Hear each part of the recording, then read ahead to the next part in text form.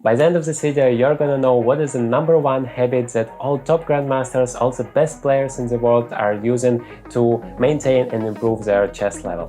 Not only that, but I'm also gonna help you to get into this habit and tremendously improve your own chess level if you do it on a consistent basis. So without many words, let's get started.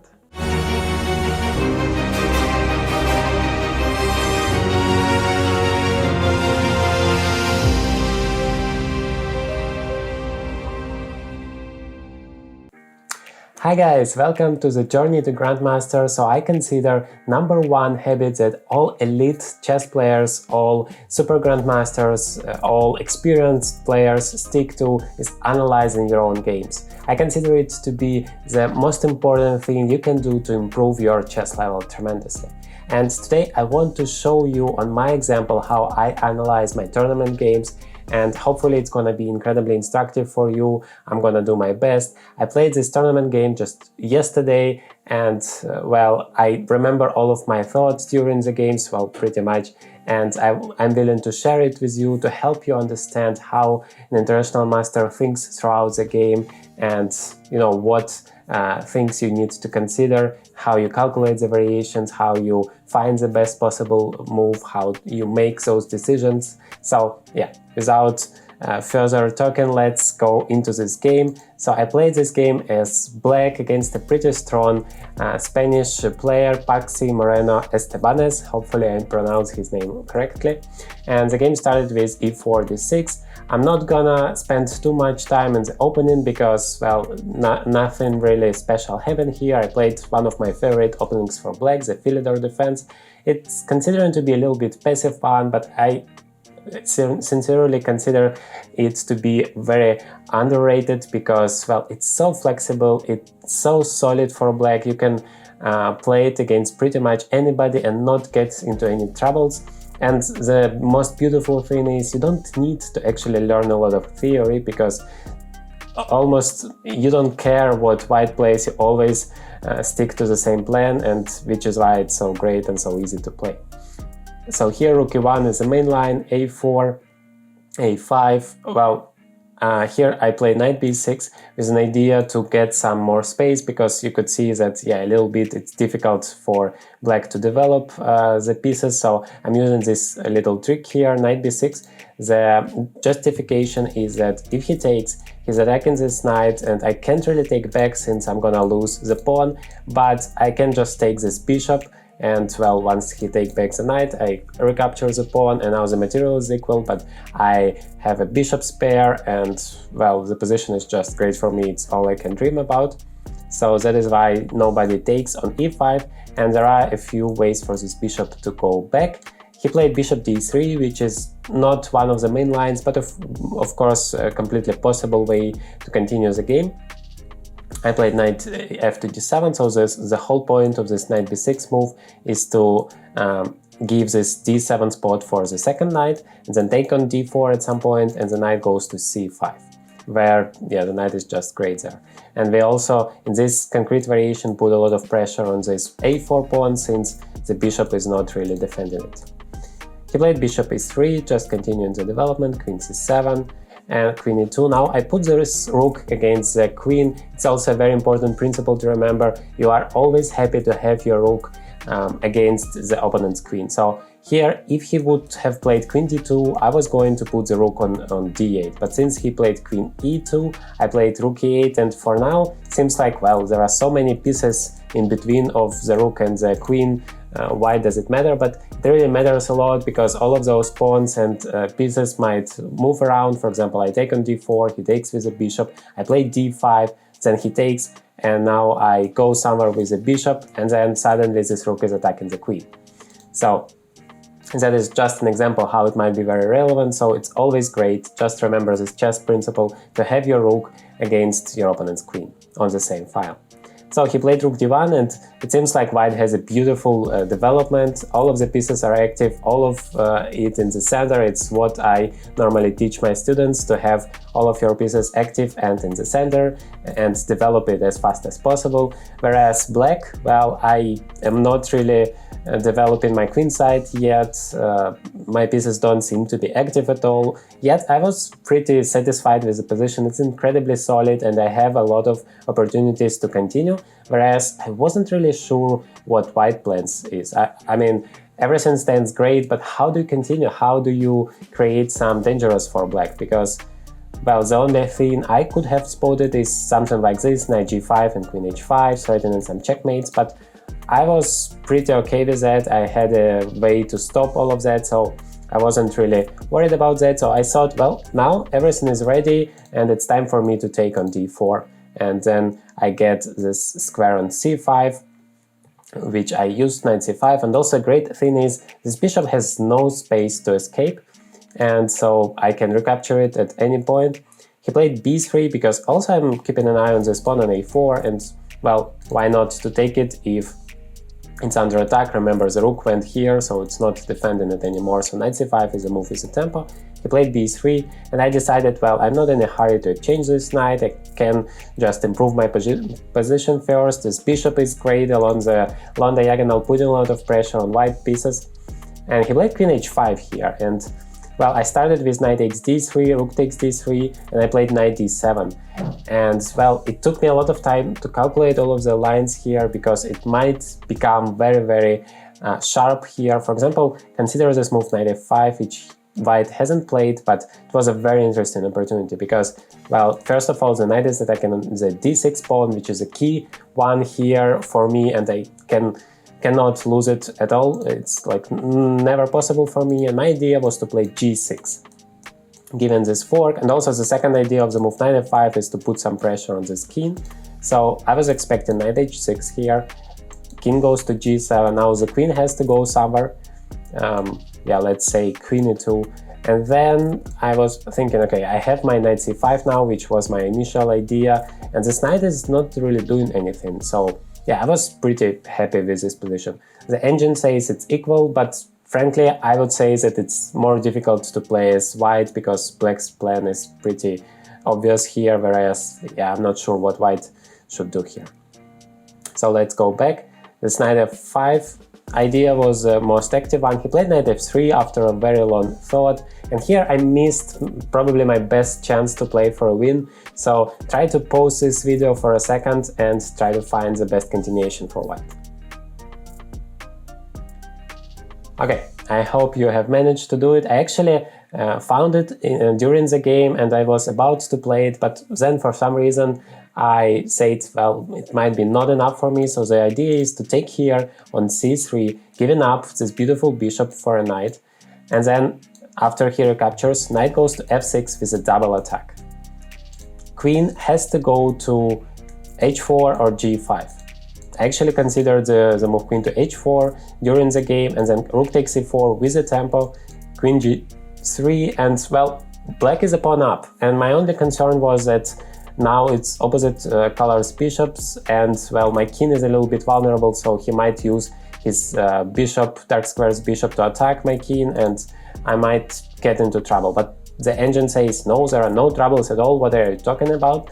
It's just a pawn up for black, a healthy pawn, just bishop f5, continuing the development. And yeah, I was worried about some lines like bishop d4 and using this pin, and it looks very dangerous, but once again, the engine says nothing to worry about, just put your queen back, queen d8, and defend the bishop, no reason to worry about. So that was a beautiful opportunity here. Yeah, if queen goes to g5, then we go g3, and if queen goes back to g3, we have knight takes e4, which is a fork here, so that is why I thought that queen g5 is a bad move. For him, I can actually even take it here, but unfortunately I have the problem of the pin here on my own, and he plays bishop d4. Now I can take his queen, because all of a sudden I get mated in one. That's the drawback of not developing your pieces. At some point it might be critical, and well, he also threatens checkmate in one here, so yeah, maybe not such a nice position to find yourself in. If I do it like that, then it's a little bit better, because bishop d4 doesn't work anymore. I can just recapture the queen, and then I have a safe space for my king on h7. But here he can take on h6, and yeah, this is a crazy variation I definitely didn't see and didn't calculate it during the game. I just concluded that he can go to g3 because I have this fork, but yeah, let's see. Knight takes g3, winning the queen, but he goes rook takes e8, king goes to h7, and now knight g5, sacrificing the bishop. I mean, what's going on here? I can't really say what's happening here. And now just rook takes g3, threatening check on h8, and well, still not so clear what's the point of this whole thing. Clearly, I can't really finish my development still because this bishop is pinned, so I can't do anything. The engine says the only move not to lose for black here is g6 to make sure that I have this g7 square for the rook, which seems to be logical. Now h4, yeah, this crazy variation continues somehow, but yeah, let's stop here and say that white has some active opportunities, but of course during a practical game it would be very difficult for white to play something like queen g3 here and allowing all of that without knowing whether he's gonna have something. I'm pretty sure he would have played queen h4, just sidestepping all of those sharp variations and going into here, which is also playable for black. But that was my best chance, and unfortunately I missed it, and that's the most important lesson I should learn from this game. To say that, well, if I see a chance to get the initiative to win a pawn, I should go for it. I shouldn't really be scared of any attacks from the white side, and I should use my opportunities.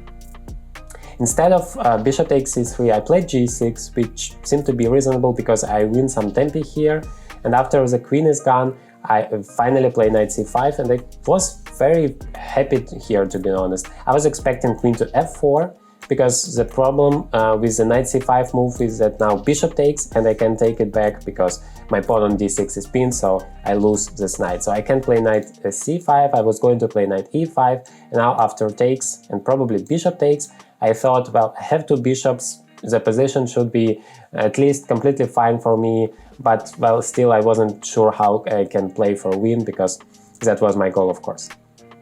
So he played queen h4 instead, and I was happy to have this knight c5 opportunity, because here I don't have any pin, so I can just go for it. But he said, you know what, I don't care, I'm gonna just take this knight and enjoy my activity, because still, of course, his pieces are more active. And once again, I was happy with the position. I have two bishops here, and all I need is to stabilize, like, I don't know, play h6, bishop e6, rook d8, and then just slowly outplay my opponent thanks to my bishop's pair and, well, yeah, just a better position here.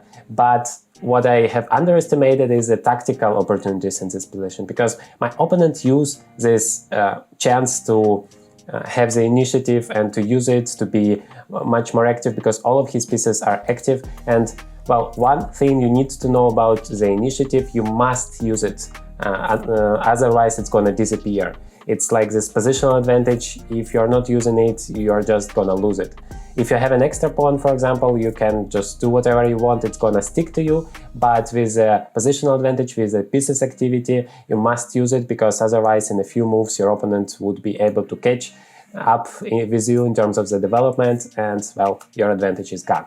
So that's what my opponent done. He played e5 here, and the most important thing, he doesn't want to play e6, there is no threats like that, but what he wants is to activate his knight, because, well, this knight in the Philidor defense is White's main problem, because it has no ways to go on because of this pawn on c6.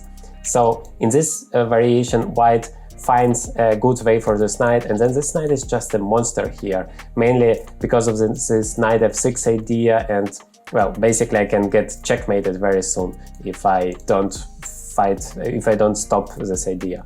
So I played bishop f5 immediately, and after knight e4 I took this knight.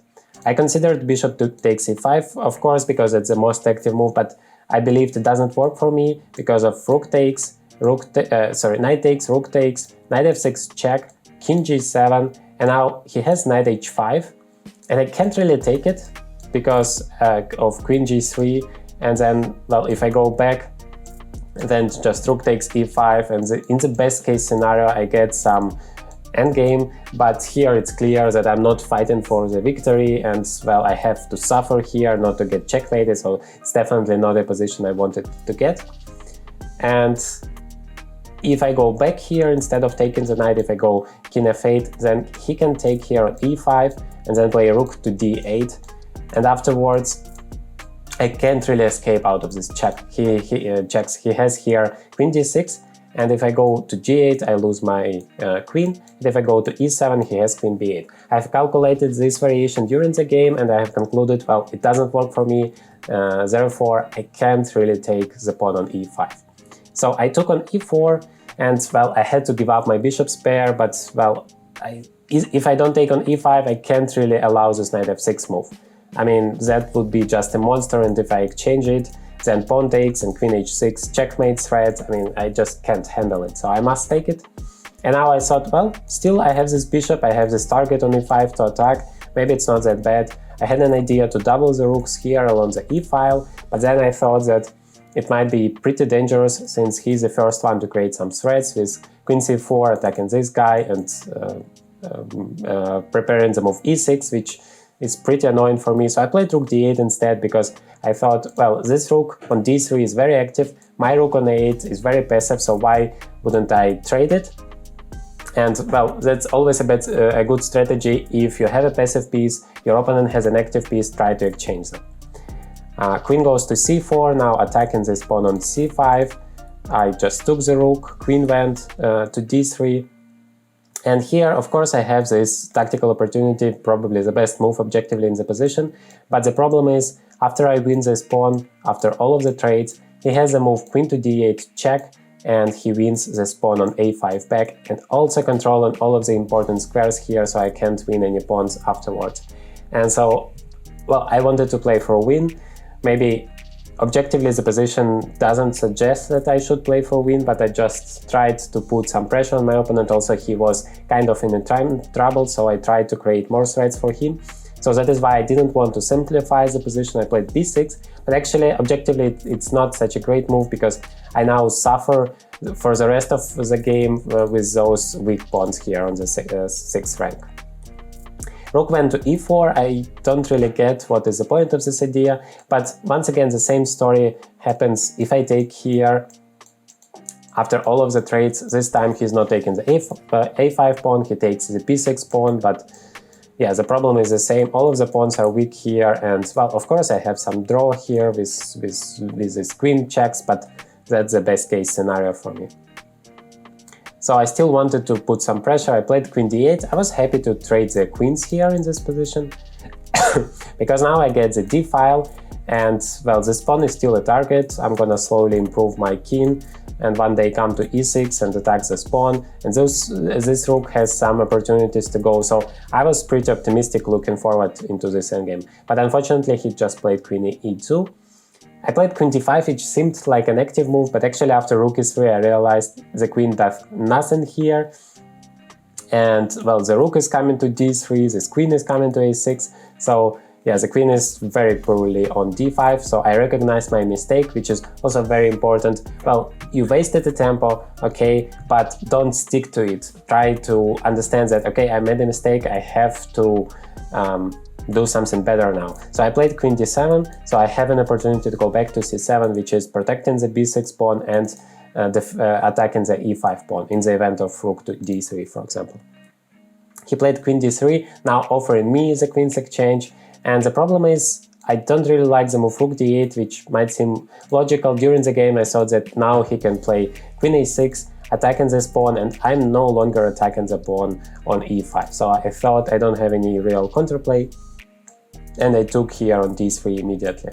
And he went into this rook's endgame. Well, if I don't take on e5, I don't really have anything active, because, well, I don't control the d file, and, well, he's coming here attacking all of my weak pawns. So I thought I have to take here.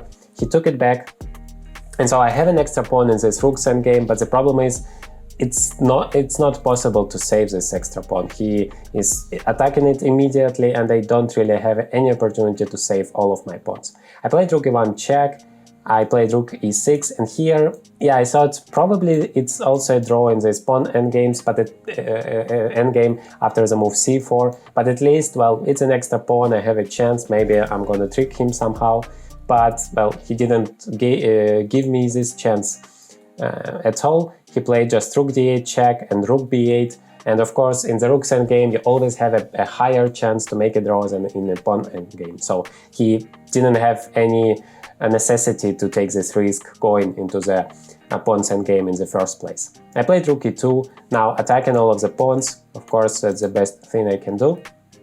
Rook takes b6, rook takes f2, rook takes e2, all of that is forced, and the problem is if I just have one tempo here to play rook c3, I would keep this extra pawn, let's say, I don't know, king g1.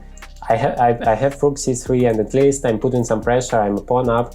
According to the engine the position is still a dead draw, but well, at least I can play c4 here and try to say that I'm a pawn up and put some pressure on my opponent. But in the position on the board he plays rook a6, and now I'm not in time to create any extra pawn. He just takes my pawn back and I can never do anything about it. For example, rook c3, he just takes and attacks this pawn, so either way it's just a deadly draw endgame.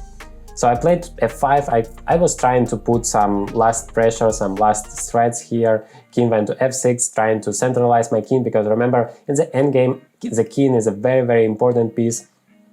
You should use it, you should centralize it, you should help your passers, you should attack your opponent's pawns with your king. Here I played f4, creating yet another threat for my opponent. For example, if you take here on h7, I play f3, and objectively it's still a draw, but already a pretty difficult one since, well, there are a lot of threats coming here. The only move that doesn't lose is king to g1, and that's not that obvious at all. Now I can check, I can take with a check, and then when go back to b2, I don't know, that doesn't feel like an easy endgame anymore. But of course he doesn't allow me that, he just plays king g1 instead of rook takes h7, and that's of course the right thing to do. And then h5, h4, I thought, well, I might run with my king and maybe create some checkmating ideas, also attack the h4 pawn. So I played king f5, but the problem is he just attacks my pawn on g6, which is very weak here, and that is why I can't really do anything. I attacked the b3 pawn and took it, but then I lose the g6 pawn and it's 2 against 2, and so we agreed to a draw here with this move repetition. So yeah, the key lesson from this game was here when I didn't play bishop takes c3. Let me find this moment. Yeah, right here, instead of g6, I could have taken on c3 and then play knight f6, win the e4 pawn, not really having any fears about this king's attack, because I am capable of handling all of the threats, and then that was my chance to play for a win. So I hope this game was instructive for you. You understand now better how you should analyze your own games. I sincerely recommend you do it without the engine first, because you can really go through the game once again and understand your mistakes, your missed opportunities, what went wrong and why better, and only then you switch your engine on. I did it before the video not to waste your time, and then shared my conclusions with you, but really the best way is to do it without the engine first and then turn the engine and check your analysis whether you were correct or not. So once again, hit the like button if you enjoyed this video, consider subscribing to the channel, as incredible amount of educational videos are coming next on the channel, and hope to see you again.